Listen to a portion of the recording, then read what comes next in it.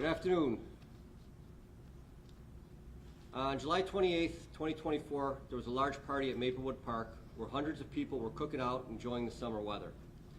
At about 6:30 in the evening, gunfire erupted and people began to run for their lives. When the gunshots ended, a total of 7 people were shot. Taisha Manning and Felicia Council were killed. In total, there were between 40 to 50 gunshots that were fired from at least 9 different handguns that afternoon. Up to today, investigators have combed through hundreds of hours of video and have spoken to dozens of people that were at the park that afternoon. The community has been helpful in assisting investigators with their attempts to reconstruct the events that occurred on the 28th up to this point in time. Today, we're again asking for the public's help in continuance of our work.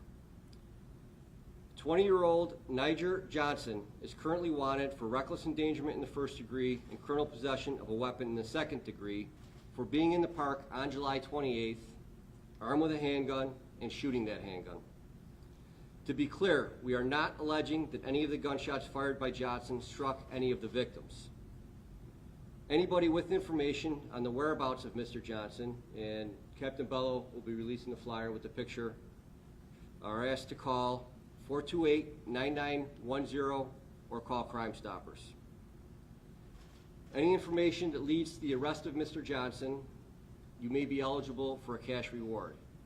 More importantly, it's the right thing to do, and we need to get Mr. Johnson, put him in cuffs, and put him in jail. So with that, we will take a few questions relating to this. There have been a number of photos that have been released. Can you tell us anything more about what you know about Mr. Johnson?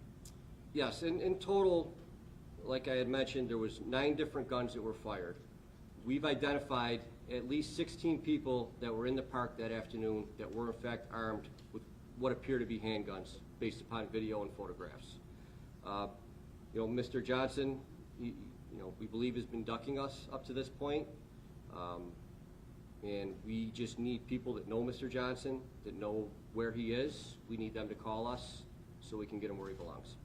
You're saying that you're not alleging that any of the shots that he fired actually struck the 2 women in play, or any of the people that were struck at the event. But 16 people with guns, 9 different guns, 40, 50 rounds. How do you determine who ended up shooting them? It's very challenging. We have to be able to prove that this gun struck this victim, and we have to be able to prove who had that gun in their possession at that time and was firing it.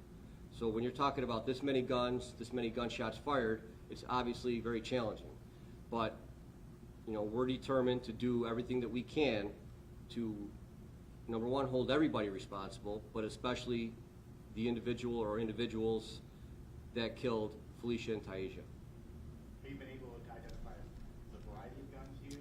Yes, we had, I believe it was 6 9mm, 2 .45 calibers, and 1 .40 caliber. Frank, with the investigation, and all the challenges with so many different moving parts, obviously, what are, you've been asking for the public's help. Obviously, we heard from the mayor last week when the governor was in town. There's people that know who people are. Speaking directly to people who do know something, how else can the general public assist here? It is tough, but people have been great. We have spoken to dozens of people, many of which have come to us on their own fruition. In order to bring charges, it's not easy. It's very complicated. And giving us information to help us put the puzzle pieces together is great. At the end of the day, we do need, or we may need people to get up on the stand and to actually testify as to what they saw. That sometimes proves a little more challenging, but quite frankly, it's been a little bit easier lately. So general information is great, and no information, is insignificant as it may seem to whoever has that information, it may be very significant to us. That aside, we still have very stringent requirements to actually be able to bring charges and to have a successful prosecution and conviction. These 15 other people, have any of the other ones been identified? Yes, we have identified, and I'm not going to give you the exact numbers, but we've identified the majority of the people that were there armed with what appears to be handguns. And this is an ongoing investigation. There are many efforts that are currently underway that we're not going to get into. But, you know, we have identified everybody that was in the pictures that we had sent out. Then why does Mr. Johnson today? Again, it's very, I don't want to get into the weeds, but it's very difficult. With Mr. Johnson, we can prove that he was armed with a operable working handgun, and we can prove where he was when he actually fired that handgun. We've uncovered evidence in the investigation which gets us over that very high threshold of being able to bring charges, and we're confident in getting a successful conviction on him. So without getting into the weeds, you know, we were able to put all the puzzle pieces together on the case against Mr. Johnson at this point.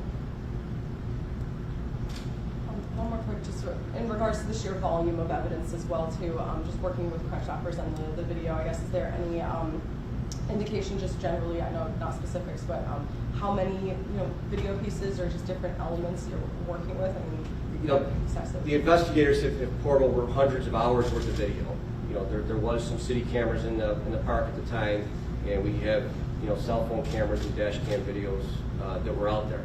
So it's a matter of watching all the videos. It's a matter of putting the different angles together, and it's extremely time consuming and extremely complicated, but it's a critical part of the investigation, and the guys and girls have been spending a lot of time doing that, and the fruits of that at this point is we have a case against Mr. Johnson, and that's why we're actively asking the public to help us in finding him. Do you have an exact number for rounds fired? It was between 40 and 50. I believe we recovered, 30 shell casings, and analyzing the shot spotter, we believe somewhere between 40 and 50 total gunshots were fired. I can tell you conclusively that there was at least 9 different guns, 9 different people that were shooting. Do you think he was with anybody else that day? Mr. Johnson? Yeah. That's tough to tell. I don't think that he was there by himself.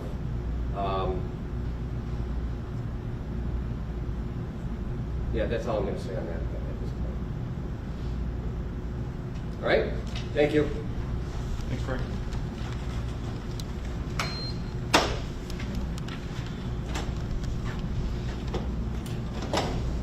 You gave me flyers, right, Doug? Yes. Yep.